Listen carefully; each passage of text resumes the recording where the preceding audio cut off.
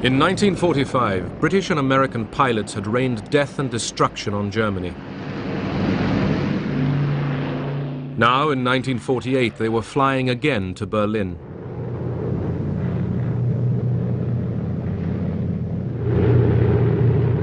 This time, they were keeping the city alive.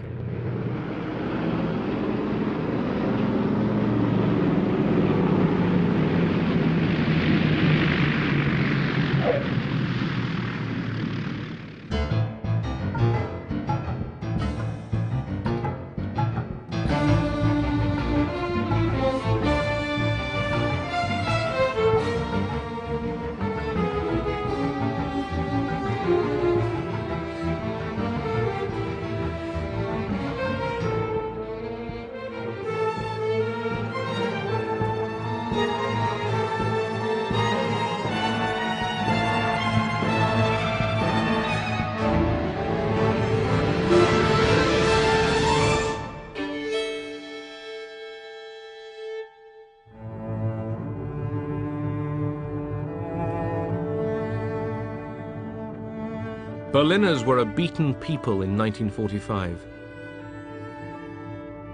Their fate was in the hands of the Russians, Americans, British and French, their conquerors.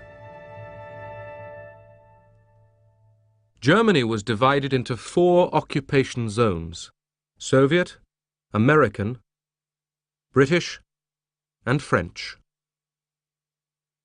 3.5 million Berliners lived in a city 110 miles behind the Russian lines. Berlin was linked to the west by a highway and a railway which ran through the Soviet zone. The city itself was divided into 4 sectors: Soviet, American, British and French. Я вам рассказывал. Потому что именно в Берлине и в самой Германии Berlin and Germany were the only places where the two sides came into contact. That is, Soviet troops and troops from the Allied countries. граница, и в Берлине тоже. В других местах мы нигде не имели прямого. In other places, we didn't have direct contact between our two armed forces. Это была одна из причин того. That was one of the reasons why Berlin became a battlefield for the Cold War. Вот этой холодной войны. Berliners had lived a precarious existence for years. Food was at near starvation levels, and currency was worthless. The black market was king. Man tauschte also, und das, was man auf Bezug We bartered everything. Ich will mal sagen, wer nicht raucht. A non-smoker who got cigarettes with his ration cards would gladly take them, because he could barter them for something more useful. Anders der Raucher war, gegen irgendwas anderes einen. Naturally, we all did it. Cigarettes were our currency. Das war die Zigarette, The black market was the only thing that kept us alive. was die Leute am Leben erhält. British Foreign Secretary Ernest Bevin had a plan for Germany. He didn't like the Germans, but believed that European recovery depended on them. We have to try and recreate Germany on a democratic basis, give her a chance to live, at the same time make sure that the security of the rest of Europe is preserved and that aggression cannot take place again. Soviet military maneuvers near Berlin. By 1948, the honeymoon among the Allies was long over. The Soviets wanted a weak Germany under 4-power control. America, Britain and France were secretly planning a new German state in their occupation zones. Spies told the Soviet military governor, Marshal Vasily Sokolovsky, about the plan. Он нас собрал всех и сказал, что прочел нам He gathered all of us together and read out an intelligence report. данные разведки показали, что в Лондоне совершился The report stated that a secret conference about Germany was held in London. германскому вопросу. He read out everything that was discussed in London. В Лондоне. Sir Brian Robertson, the British military governor, and his American counterpart, General Lucius D. Clay, had to implement the Western plans. General Clay was the hardest working man I've ever encountered, no vacation. He skipped lunch because he considered that a waste of time.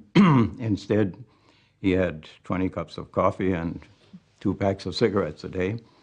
What impressed me particularly was his fantastic ability to absorb difficult questions that were quite outside of the framework of his experience. After all, he was a professional soldier. The Allied Control Council met regularly in Berlin. Usually, as here, the proceedings followed a well-worn path. The American General Clay and his Western partners exchanged routine information with their Soviet counterparts. But on March 20th, 1948, Sokolovsky wanted more. He spoke in a very tactful and polite fashion, in a very restrained way. He said, "Could you please fill us in? Tell us what happened at the meeting in London." Clay replied that they weren't going to look into it. Sokolovsky then asked what was the point of having a control council if they were not going to tell us what went on in London, and if they kept secret from us the various issues concerning Germany. Have we or haven't we got a control council? The Russian just stood up, and he had about 5 or 6 of them on the left and the right of them, and they just walked out, which was not called for, because when they closed the meeting, it was always done in a professional manner. And the general just told everybody to stay put, because the meeting wasn't over.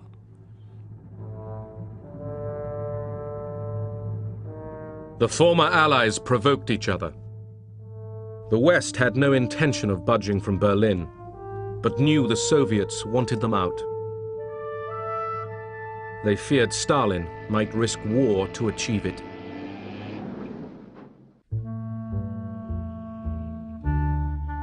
The Western Allies planned a currency reform in their zones. It would wipe out black market profiteers by making old currency valueless, and it would tie Germans to the West. The Russians weren't told.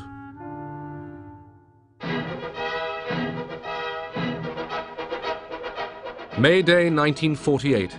In the Soviet zone, Stalin had merged the Socialist and Communist parties. The new grouping, the Socialist Unity Party, was out in strength. There was even a sideswipe at Winston Churchill. For the demonstrators, the real target was the city council, the Magistrat, which wanted to run all Berlin on Western lines. The majority of the Berlin City Council, supported by the Social Democrats and the Christian Democrats, believed that with currency reform, there would be an immediate upturn in the economy. In particular, there would be increased investment by entrepreneurs.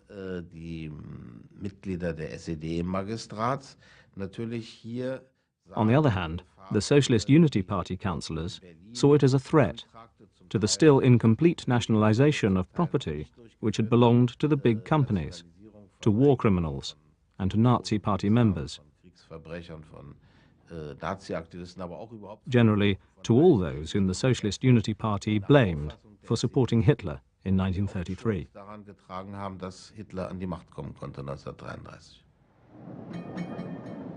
The stage was set for confrontation between the Socialist Unity Party and their pro-Western opponents. These were led by Ernst Reuter, whose family had once been forced to flee from Hitler. His election as mayor of all Berlin had been vetoed by the Russians. Es allen klar wurde, dass der kommunistische Diktaturwille jedes Mittel benutzen wird, seine Macht im Schatten des russischen Imperialismus aufzurichten, da haben wir in Berlin. It was a very tense atmosphere again, full of possibilities that the Russians would try to enforce their power in that part of the country, in the city of Berlin, of course, that maybe the family again would have to flee from dictatorship. West Germans lined up for their new money, the Deutschmark. Each person could exchange 40 marks and only 40 marks. All other old money was worthless. The Soviets retaliated by issuing their own new currency, which they insisted would include all of Berlin. Currency and political power were synonymous at that time.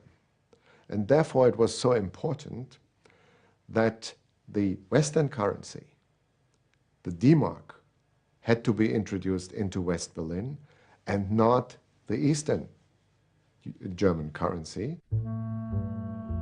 General Clay and the Western Allies were persuaded by Ernst Reuter to issue the new Deutschmark in West Berlin. The new Deutschmark, stamped with a B for Berlin, was introduced in the western sectors on June the 23rd. There were now two currencies in the city. Berliners discovered that the Western D-marks were worth more.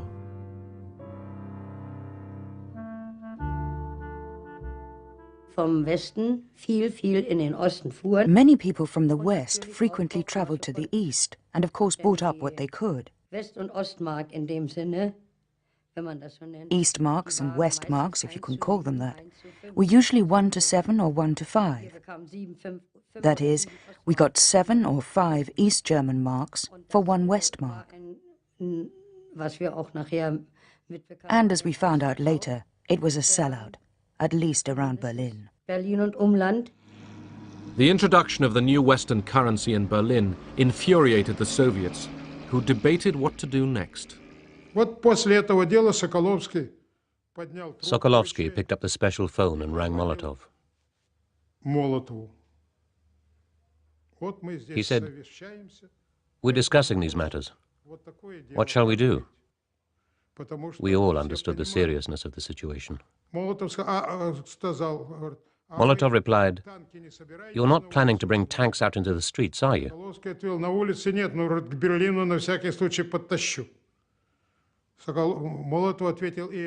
Sokolovsky said, "No, not in the streets, but I'll move them closer to Berlin."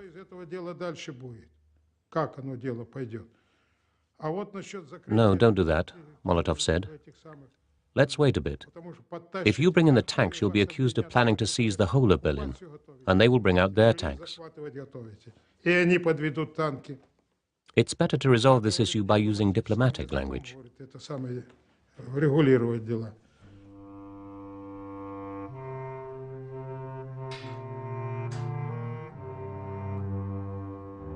The Soviets blocked all major road, rail and canal links between West Berlin and Western Germany.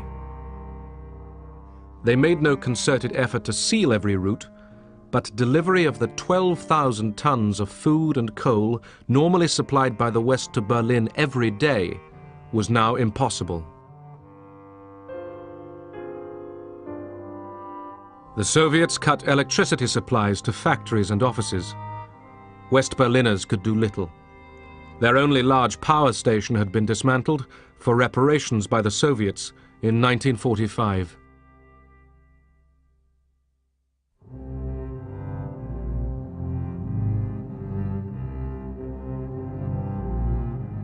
The Western Allies imposed a counter-blockade on the Soviet zone. Workers throughout the whole of Berlin faced unemployment and hardship. First of all, it was a terrible shock. Wherever you went, everyone asked, "Oh my God, what will happen to us now?"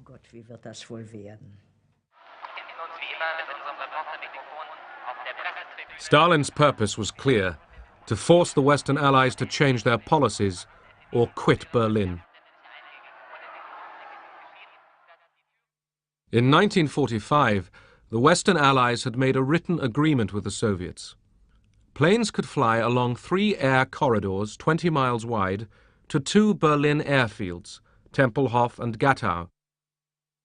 Seaplanes could also set down on Lake Havel. The British responded to the challenge. They planned an airlift. Foreign Secretary Bevin put his weight behind the idea. The physical suffering of 2.5 million people in Berlin to try and influence the Allies, the Western powers, in their treatment of the Germans, and to try to force us out is one which we are unable to accept.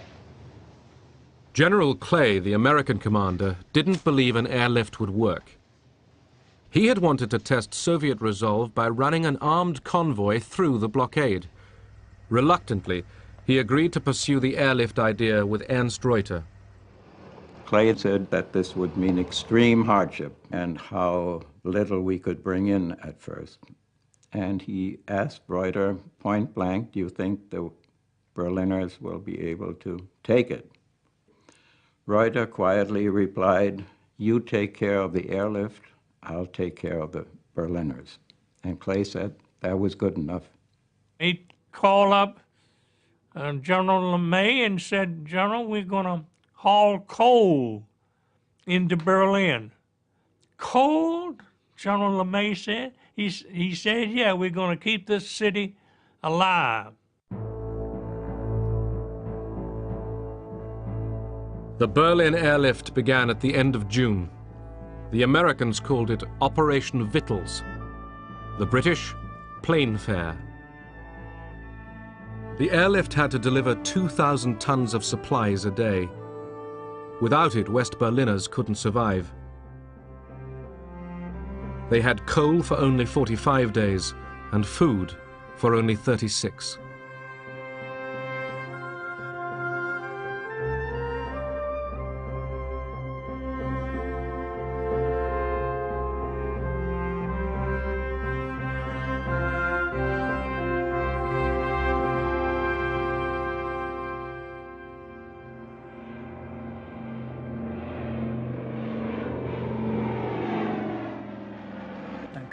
The airlift began, which was welcomed with incredible enthusiasm.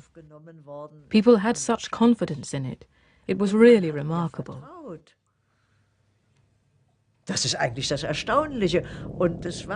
People thought, why shouldn't it work? They dropped so many bombs on Berlin. They should be able to drop potatoes. Bomben mir abgeworfen, da werden sie doch auch Kartoffeln abwerfen können.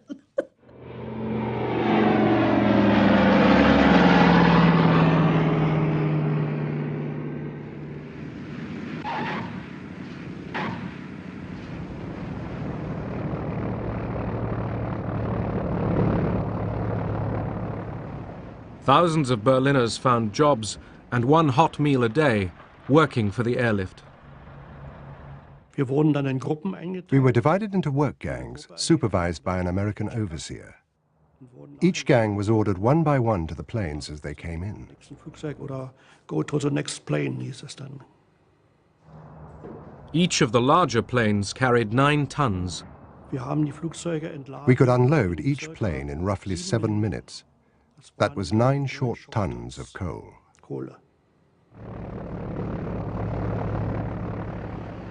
The British hired civilian operators. There weren't many people in England that had any aeroplanes, but I was very lucky at the time, inasmuch that I actually owned 12 converted Halifax bombers. The government came along and said, look, can we do something with these aeroplanes? And I said, of course. But remember, we all thought that the Berlin airlift was only going to last 2 or 3 weeks, or there would have been a war. America now raised the stakes by sending B-29 bombers, capable of carrying atom bombs, to Britain. The move was highly publicized. These are the men whose nerve-wracking job it may be to fight their way through weather and red obstruction. So grave is the crisis that General Clay is recalled to Washington to report on the situation. He is greeted by Secretary of the Army Royal and then is welcomed by Chief of Staff Omar Bradley. On his shoulders may rest the responsibility for peace or war, and the Commander-in-Chief at the White House awaits his appraisal of the most explosive situation yet in the struggle between East and West. Clay argued once again that he be allowed to confront the Soviets with an armed convoy. Now, if the Soviets stepped aside and the convoy went through, then peace would continue. If they chose not to let the convoy through, then it meant war. It was just that simple. And last thing in the world President Truman wanted to do was see our country get into another great war. We just come out of one. So, no armed convoy, but more planes for the airlift. Since I have been in Washington, I have been assured of an additional supply of C-54s, which carry 10 tons, to replace the C-47s. And this will enable us to build our airlift up to 4,500 tons a day. This tonnage will enable us to maintain Berlin indefinitely while we try to find a peaceful solution to the Berlin problem. In August, Stalin visited an air show near Moscow. He was confident that the Soviet blockade of Berlin's western sectors would be enough to force the Allies back to the negotiation table. But time wasn't necessarily on his side.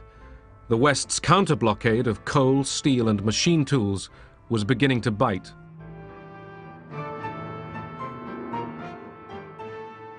When Western diplomats asked for talks, he agreed. Stalin was very calm. He smoked. He didn't walk about like he usually did.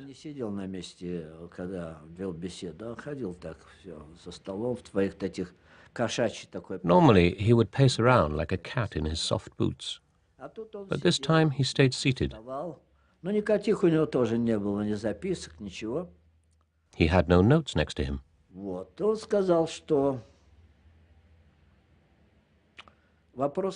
He said, the question is very important from an economic point of view. But this is not the most important issue. What is more important are the decisions you have taken in London. We insist that you should revoke these decisions, or at least postpone their implementation until we get together again to discuss the question of Germany. He saw that Germany was going to be divided, with a strong Western Germany, supported by America in the West, and anyway being 3/4 of the total part of Germany, which would become an independent country, and he wanted to stop that. In Berlin, the Western Allies and the Soviets returned to the negotiating table. The Russians demanded the withdrawal of the Western Deutschmark from the city. They also applied pressure in the air corridors. There's plenty of provocation. They used to carry out aerial maneuvers in the corridor or right alongside it. They'd be above you because we had a maximum altitude. And they'd go off firing military equipment, being buzzed and all that sort of thing. We'd come up and a yak would come head on with you, right nose to nose, and the last minute would peel off, or come up behind you so you couldn't see him and then come up over the wing. But they didn't shoot.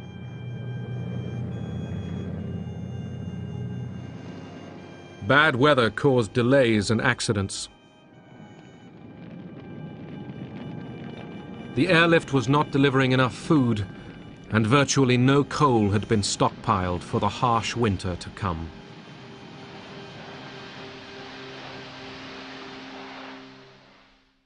Mein Berlin, du kannst nicht untergehen. Du wirst genauso schön wie einst erstehen. Wenn die Lichter wieder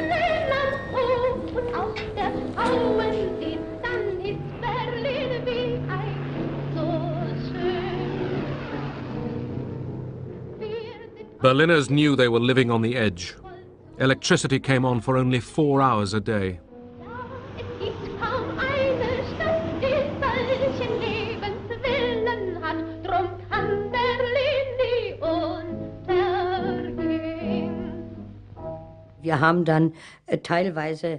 We did the washing at night.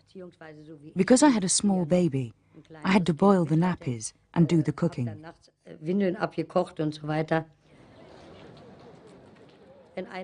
If we didn't have an electric iron, then we'd go to a neighbour and do the ironing together.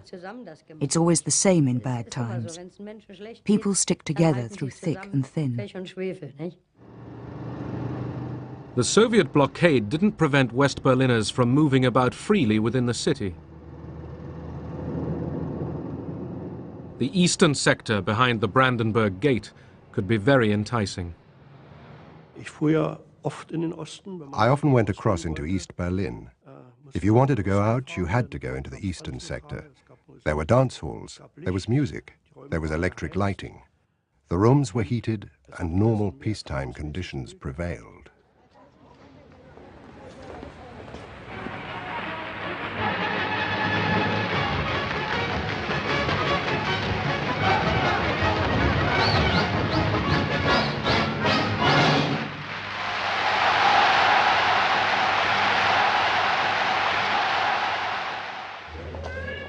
The Russians offered West Berliners the chance to buy food in the Soviet sector. Nearly 1 in 10 accepted.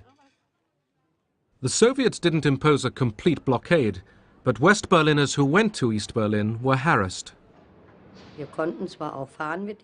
We could get out by train, but we were constantly checked here, there and everywhere by the Russians. They came into the station and either demanded our identity papers or searched our bags and rucksacks. You had the feeling that if a Russian didn't like the look of a German, he would take him away. Tension among the former wartime allies was increasing. The city was splitting apart.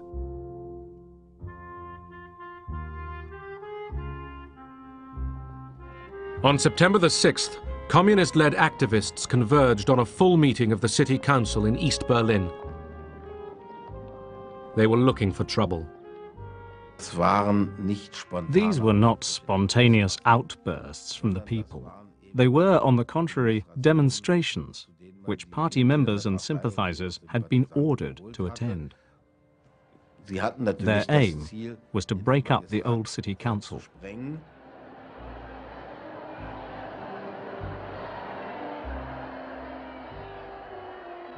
We wanted to begin the session, but Speaker Zur couldn't get it started because communist gangs had made it their business to be there.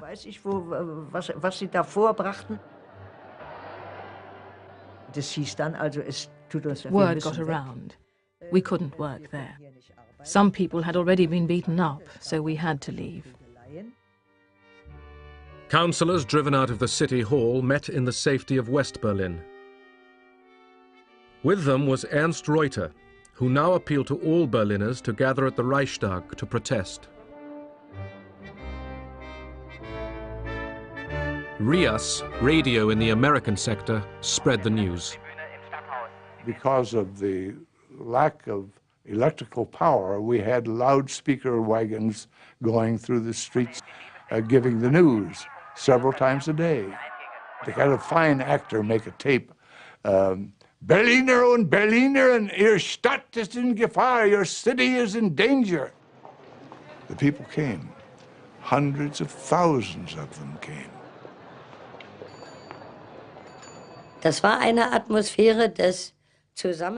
This was a show of unity by the people of Berlin. There was nothing else in our heads but the thought, we stand united.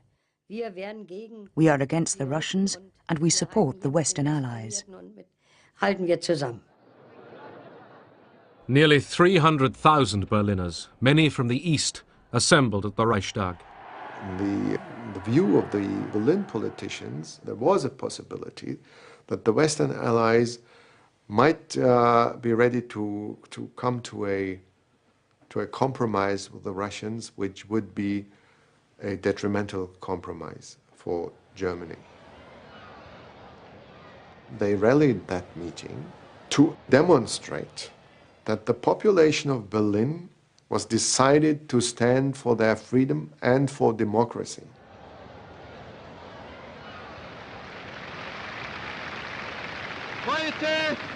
Heute ist der Tag, an dem nicht Diplomaten und Generäle reden und verhandeln. Heute ist der Tag, wo das Volk von Berlin seine Stimme erhebt. Ihr Völker in Amerika, in England, in Frankreich, in Italien, schaut auf diese Stadt und erkennt, dass ihr diese Stadt und dieses Volk nicht preisgeben dürft, nicht preisgeben könnt.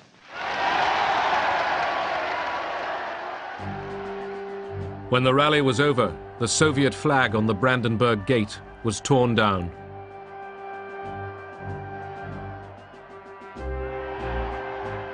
East Sector police and Soviet soldiers opened fire. 12 people were injured. One young Berliner was killed.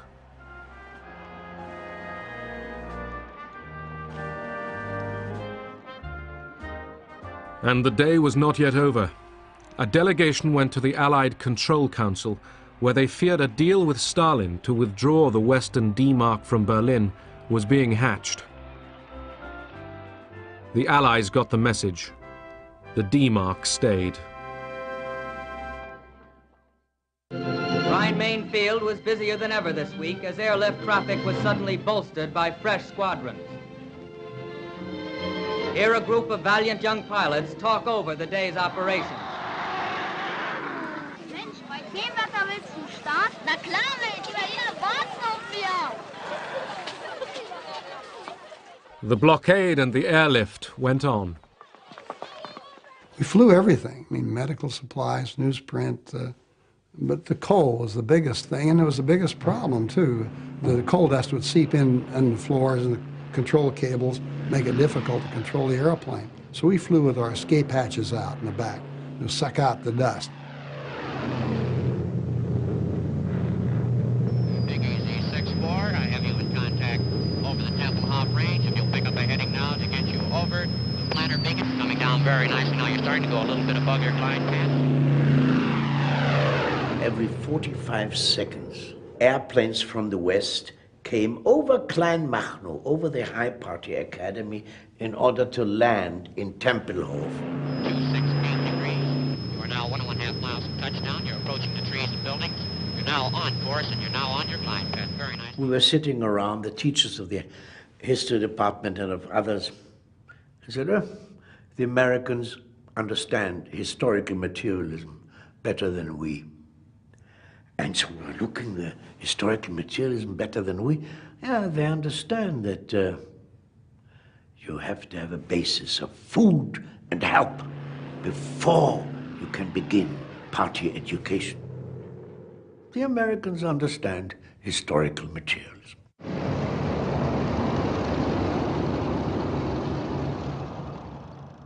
Airlift pilots could fly up to 3 missions every day. An American pilot brought his own 8mm movie camera. I went back to Berlin to get this picture. Inside the barbed wire, kids came up on the other side of the barbed wire, looked at me in the uniform, came up and started talking to me. How many sacks of flour you got? You know, how's it going to be tomorrow?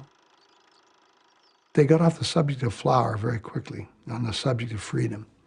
They said, look, he said, someday we'll have enough to eat. Just give us a little. Just don't give up on us when the weather gets bad. We'll have enough. But if we lose our freedom, we may never get it back. And these kids were 8 to 14 years old. They blew my mind with their maturity and understanding of what was important. Halvorsen promised the children that he would return with chewing gum and chocolate dropped from tiny parachutes. Es war erstaunlich, was die alles mit ihren Flugzeugen hergebracht haben. It was amazing all the things they brought over in their planes. Das heißt, der eine Junge, der war dann auch hier, die mit diesen... I still remember my youngest boy was there. hatten dann kleine, When American soldiers dropped little parachutes, with sweets, chewing gum, and chocolate. Bisschen Schokolade, sowas.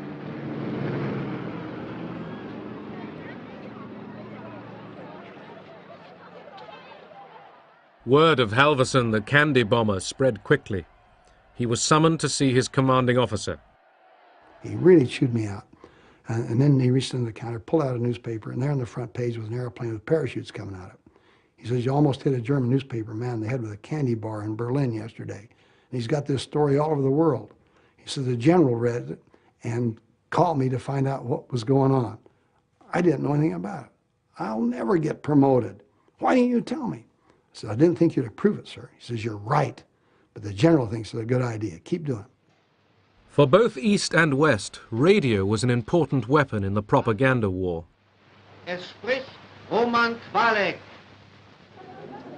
Radio in the American sector, RIAS, was run by William Heimlich.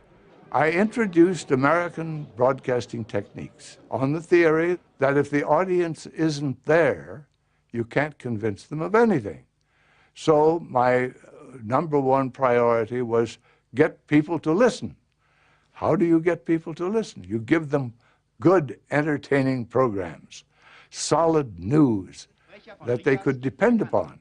Trotz ungünstiger Witterung und niedriger Wolkendecke vollzog sich auch heute der Lufttransportverkehr nach Berlin planmäßig. Am frühen Nachmittag trafen die ersten Skymaster-Maschinen mit je 8 Tonnen Steinkohle an Bord. A young Berlin dancer called Christina Olsen became a popular RIAS performer, and later Mrs. Heimlich. I read the headlines, and then I would make fun of whatever the Russians or East Germans did. Das versteh ich nicht, dazu bin ich noch zu klein. Doch die Russen, die müssten doch das eigentlich verstehen. Which means I'm too little to understand all these happenings, but the public could certainly get it. And it became a very famous slogan in Berlin, and so I became the voice of Berlin. Werden Sie am Sonntag wählen? Ja. Ja. Und Sie? Selbstverständlich. Aber natürlich werde ich wählen. Darf ich Sie auch noch schnell fragen, ob Sie am Sonntag wählen Aber werden? selbstverständlich werden wir wählen. In December 1948, West Berliners voted for a new council to run their half of the city. The Socialist Unity Party, which dominated the old council in the Soviet sector, boycotted the elections. Wir sind im Moment als Stadt gespalten. For the moment, we are a divided city. There is nothing we can do about it. Our survival now depends on developing extremely strong ties with West Germany. Ernst Reuter was now mayor, with Louisa Schroeder as his deputy, but only in one half of Berlin.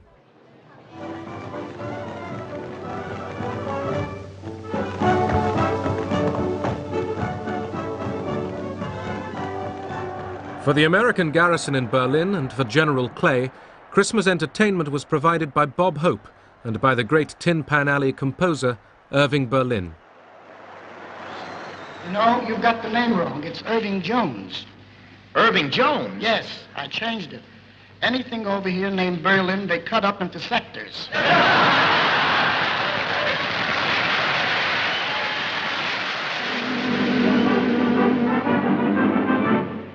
Not long ago, a group we called the Air Corps helped win the war and took a bow.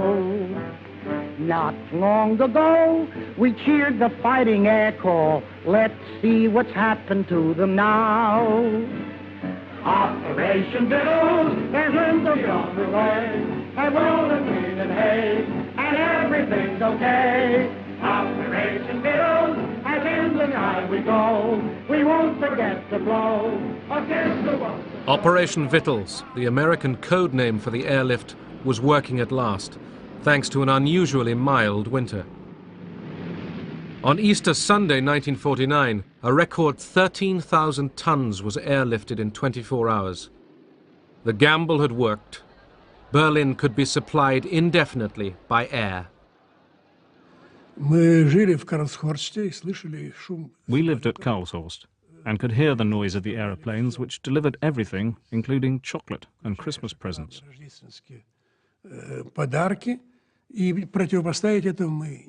We couldn't match it. We were poor, and the West was rich. And of course, this crazy blockade was bound to fail.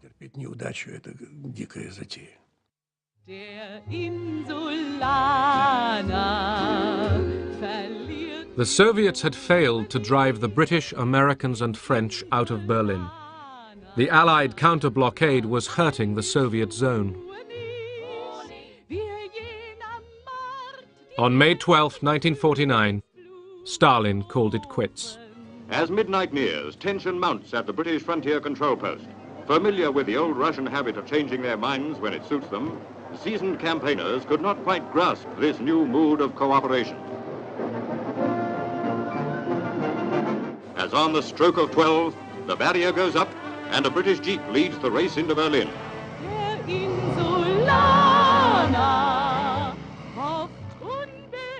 Many people thought the ending of the Berlin blockade meant an end to the Cold War.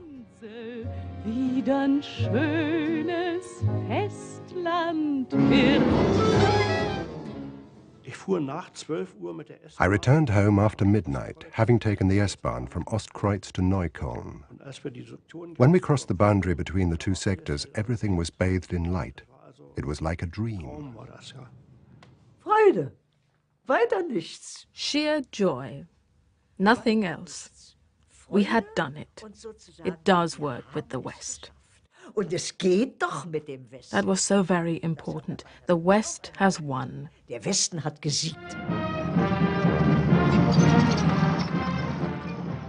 It was General Clay's time to go back home.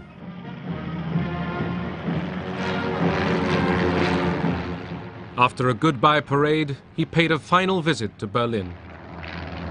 So then he asked me to go with him to the final farewell ceremony at City Hall, and Adenauer and all the top German officials had been flown in.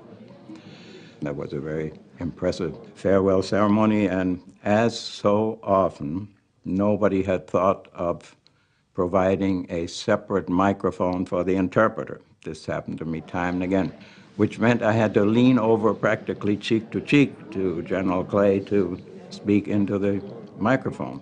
And in the strong light, I could see that there were tears in his eyes. I shall not use the English word goodbye, but rather try to say to you, auf Wiedersehen.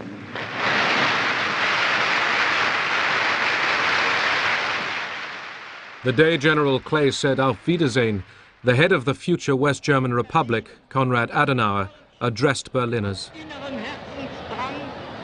Und erfüllt von tiefer Dankbarkeit für euren Kampf, für euer Leid, für eure Geduld, die jetzt zum Siege geführt hat. The Cold War period in Berlin was really the core, the root of post-war democracy in Germany. There was a growing feeling that the Germans, after all, can be satisfied to accept democracy as their own ways of living and to become part of the Western world. Сам этот берлинский кризис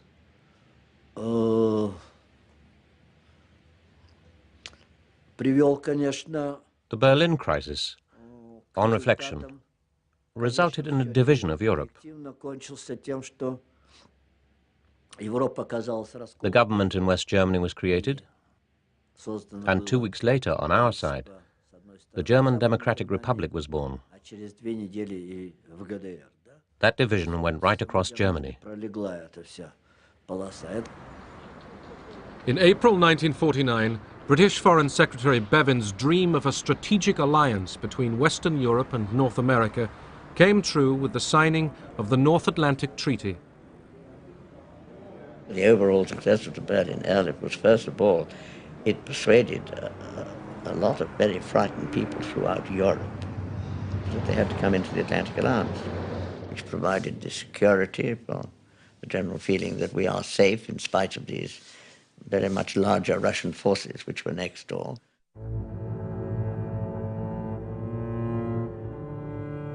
August 29th, 1949, the Soviets detonated their first atomic bomb. The American nuclear monopoly was over. The world was now split down the middle by two competing superpowers. At its heart lay a divided Germany and a divided Berlin.